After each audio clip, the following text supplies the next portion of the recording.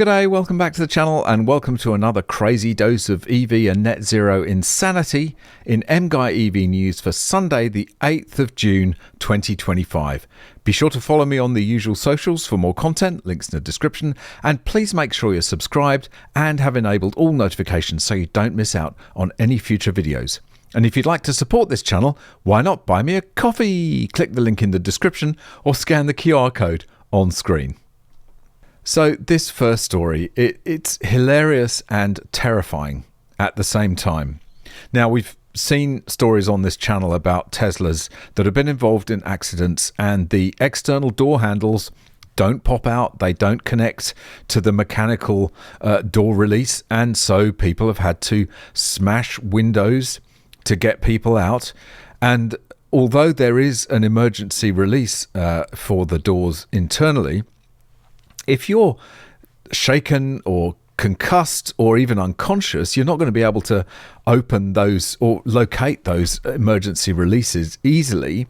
And so people with Teslas are designing their own emergency escape hatches, which is kind of hilarious, as I say, and terrifying. Tesla drivers take safety into their own hands with DIY escape hatches, and it reveals a bigger design flaw. It sure does. Some Tesla owners fear that they will be trapped inside their vehicles if they catch fire, so they are installing their own ripcords. Hilarious. News of this increasingly popular DIY modification raises concerns about Tesla's door designs in an emergency. As Fuel Arc reported, Tesla drivers have been taking safety into their own hands and rigging DIY emergency escape ripcords. Some drivers have posted their setups on Reddit to spread the word and inform others about their strategy. Drivers are concerned because the emergency release on Tesla doors is often unlabeled or hidden. Excellent. They want a more obvious and easily accessible solution in the event of a crash that causes a fire so that they and their passengers aren't trapped inside. Can you believe this? The demand for Tesla emergency pull cords is so great that even commercial versions are sold on Amazon. And here is a listing for an Amazon emergency exit for Tesla Model Y, manual door release, extended pull cord, quick escape in emergencies. I mean, some of these door releases are hidden behind covers. How on earth are you supposed to operate one of those in an accident if you're, unconscious or concussed or even just shocked? It's absolutely insane. And the internal door handles are actually electric, so there's no mechanical connection between the door release and the lock on the door itself, so there's no chance of getting out. Absolutely insane how this passes safety requirements and regulations. Please, somebody in the comments, if you're an expert in this, how did Tesla manage to get away with this in their design, and how are they on the road with this massive flaw? Now, as a Porsche fan, this story is it's disappointing and also hopeful as well, in the sense that Porsche was one of those companies that went hell for leather to abandon some of its best cars, combustion cars, and promised that they were going to go electric because that was the mood at the time, that everything was going to go electric. So they couldn't be late with that transition, or they had to be ahead of the curve. And so some of their best cars, like the Cayman, the Boxster, the 718, as it's more recently called, the new version is all electric. There's no combustion models left. Same with the Macan, which is their SUV, which I think is their best-selling car. No more petrol versions, no more combustion versions, all electric. And this, quite frankly, was a disastrous decision. And they're regretting it now because the people are not buying. They're not interested. Why would you buy an electric Porsche? Seriously, why would you buy? It's like buying an electric Ram in my previous video, or an electric Mustang. Why would you bother?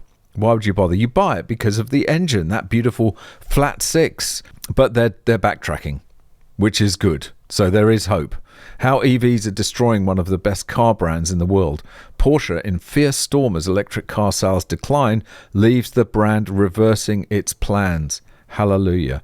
Porsche has officially cancelled its plans to take the majority of its lineup electric by the end of the decade. It comes amid a slower than expected transition to electric vehicles. Yeah, slower than expected, it ain't going to happen, but leaves the brand in a difficult financial position, which will result in the loss of 4,000 jobs by the end of the decade.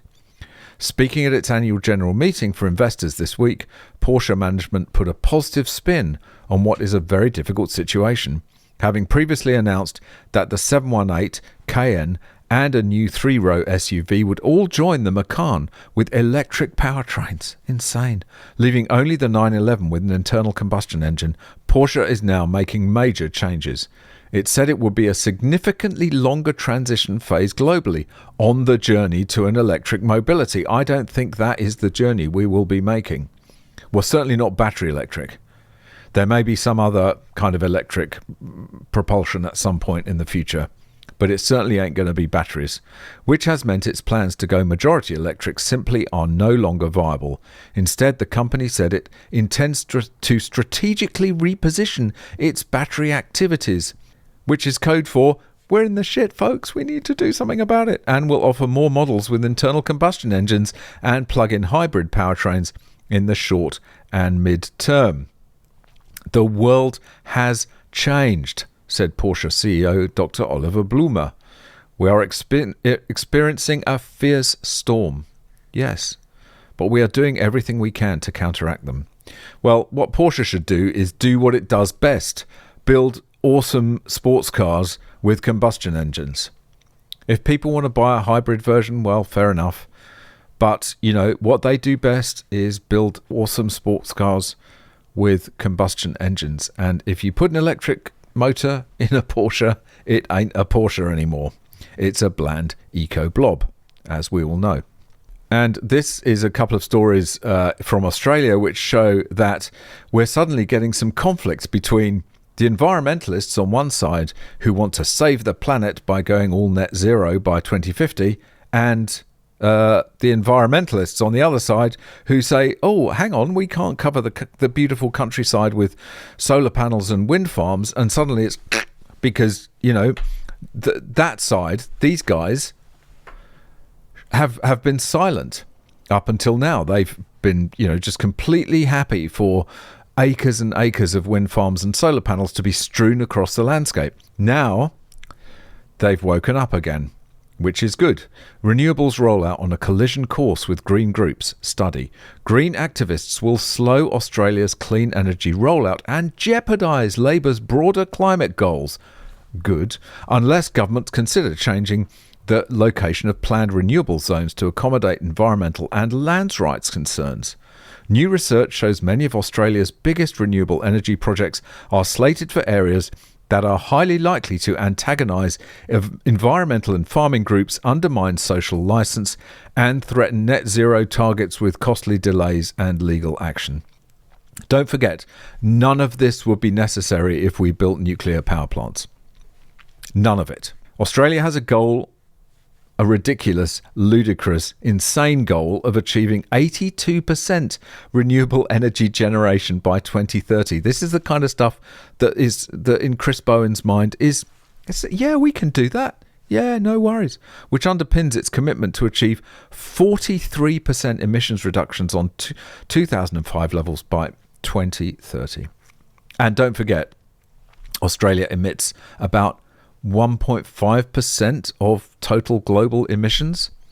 So if we cut our emissions to zero overnight, the climate wouldn't even bat an eyelid. But there we go. We're going to just, ruin our entire economy to do that. Andrew Pascale, an environmental researcher at Princeton University, said the targets would be put at risk if the government's energy grid plans prioritise logistics such as proximity to existing infrastructure over biodiversity and land use concerns. The amount of land required for the energy transition is massive, and the speed at which we need to be deploying renewable infrastructure is unprecedented, he said. Yeah, so let me just repeat this. None of this would be necessary if we built nuclear. According to the study published in Nature, Australia's renewables rollout will require around 110,000 square kilometres on land being made available. for energy infrastructure, which is about 1.7 times the size of Tasmania. Now, you might think Tasmania is a tiny little state here, but don't forget Australia is about 3,500 kilometres across, and that is, it's 500 kilometres from one side to the other. It's huge. And yet none of this, sorry to repeat myself, none of this would be necessary if we just built nuclear, but no, we can't do that. So they're on a collision course. Finally, the environmentalists who are doing what they should be doing, which is, protecting the environment, have woken up to the madness of renewables. And so good. I'm glad they've woken up. Perhaps they'll do something about stopping it now. And in another kind of related story, we have such large areas of outback, very prone to bushfires, and we have these wonderful people, volunteer firefighters, part of the Country Fire Authority, the Country Fire Service, who do an amazing job of fighting bushfires out in the back of beyond. But they're used to tackling bushfires, brush and scrub and trees and all that kind of stuff.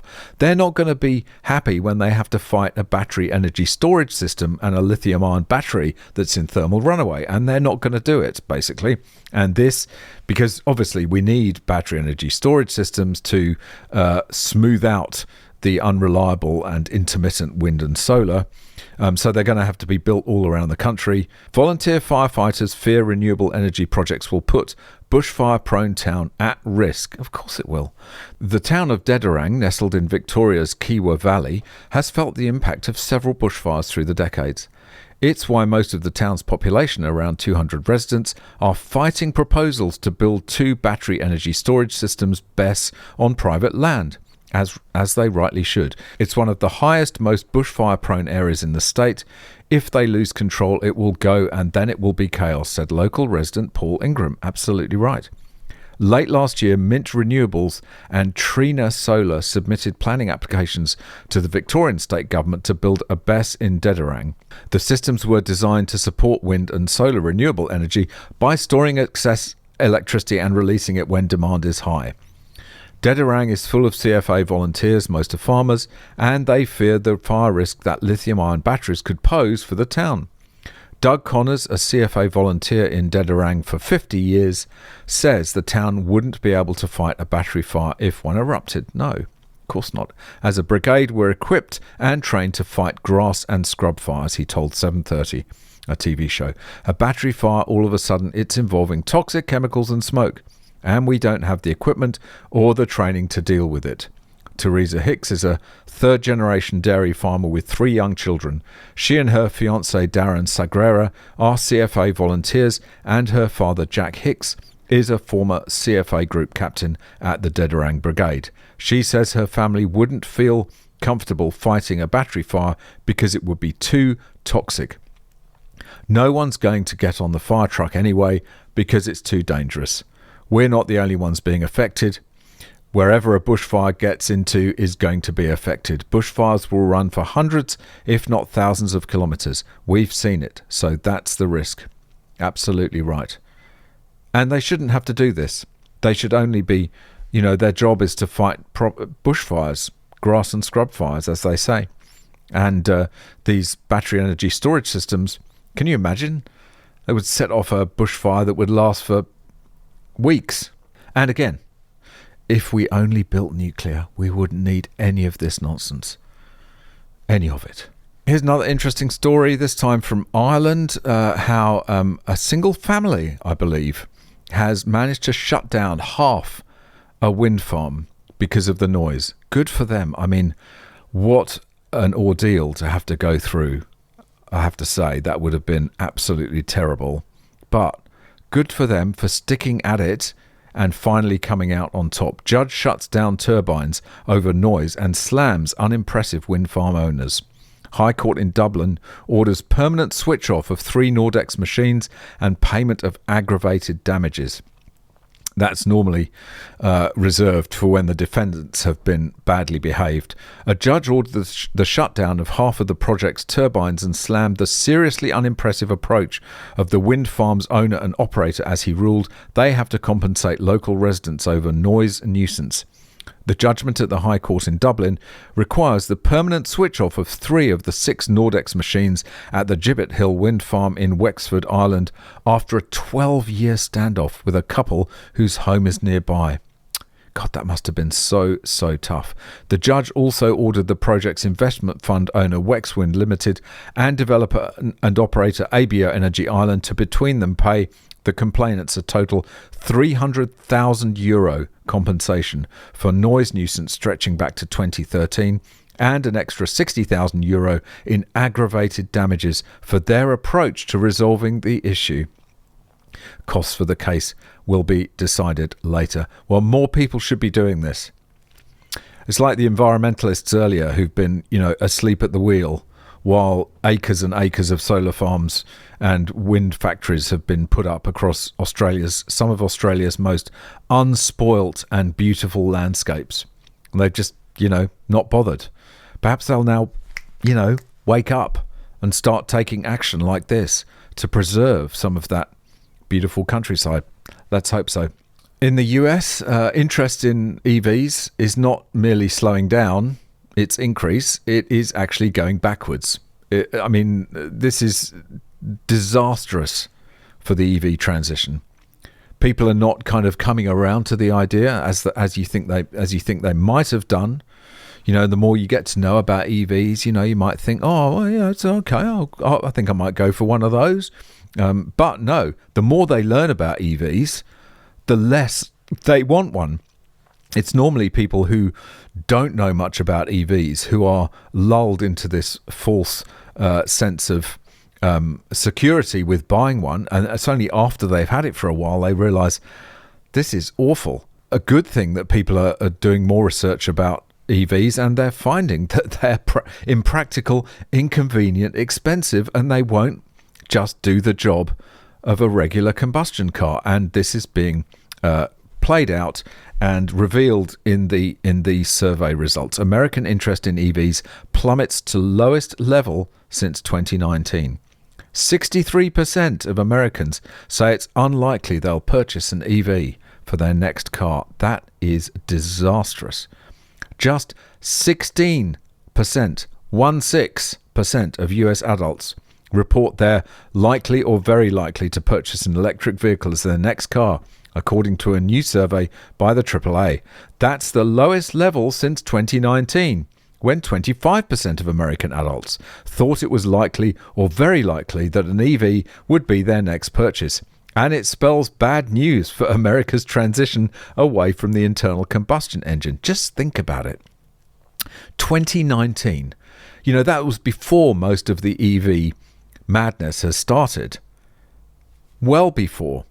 And it's only people have become so much more educated, and they understand what EVs are about now so much more than they did in 2019, and yet they're going backwards. It's kind of hilarious. The percentage of Americans who said they'd be unlikely or very unlikely to purchase an EV for their next car is 63%, up considerably from 2022 when it was 51%. People who say it's neither likely or unlikely they'll buy an EV make up 21% of sample, slightly down from 24% in both 2022 and 2023. The most common reason people cite for interest in EVs is to save money on gas, with 74% of Americans in the survey bringing up that topic. The second most common was concern for the environment, which was mentioned by 59%. Only 22% said their interest in EVs was driven by cutting-edge technology, and 10% said they expect their state to ban gas-powered vehicles. Well, that's not going to happen. That's not going to happen, even if they try and ban new gas-powered vehicles. I'd be surprised if they get it through, quite frankly, given the results of surveys like this that show that people are just not interested. The more people find out about EVs, the less they want them. That's the reality. And this story is the blooming obvious story of the week. this particular neighborhood needed to go to Cornell University to find out that cold weather ain't great for their batteries in their electric buses. I mean, high school chemistry students know this, because batteries are a chemical reaction. If you make them cold, it goes slower. So they're not going to be as efficient. They're not going to charge as fast. You're going to get through more energy for the same performance. And yet they had to go to Cornell University, Ivy League university, to do a study on this. Can you believe it? Cornell study finds cold weather causes challenges for TCAT electric buses. A new study out of Cornell University details the challenges of operating electric buses in the Tompkins County area and strategies to address how those vehicles consume energy during freezing upstate winters. Researchers tracked the energy consumption of 7 electric buses in the Tompkins Consolidated Area Transit, or TCAT fleet, over 2 years. The transit service no longer runs those buses, citing issues with maintenance, part shortages, and the bankruptcy of Proterra, the company that sold the buses. Well, don't park them in a yard next to each other. They could spontaneously combust, like the story yesterday. The study showed that cold weather significantly increased how much energy was used by the bus's batteries, something a Year 7 student could probably tell you. Dr. Max Zhang is an engineering professor and a senior author of the study. He said cold weather increases the energy needs of all vehicles. Yeah, okay. Yes, it does. Marginally in internal combustion engines, but nowhere near the same as batteries. However, he said the significant decrease in cold weather performance by the electric buses included in the study was surprising. We saw an almost 50% decrease in the energy efficiency of the vehicles, Zhang told WSKG, and we're going out with the quote of the day. So I think that's, obviously a little bit unexpected, right? Excellent engineering talk there from Cornell University. All right, that's it for this one. Thanks very much for watching. See you in the next one. Bye for now. Thanks very much for watching. Really hope you enjoyed it. If you've got any tips or stories, go there. If you'd like to watch another video, go there. If you'd like to buy me a coffee, go there. And please subscribe to the channel.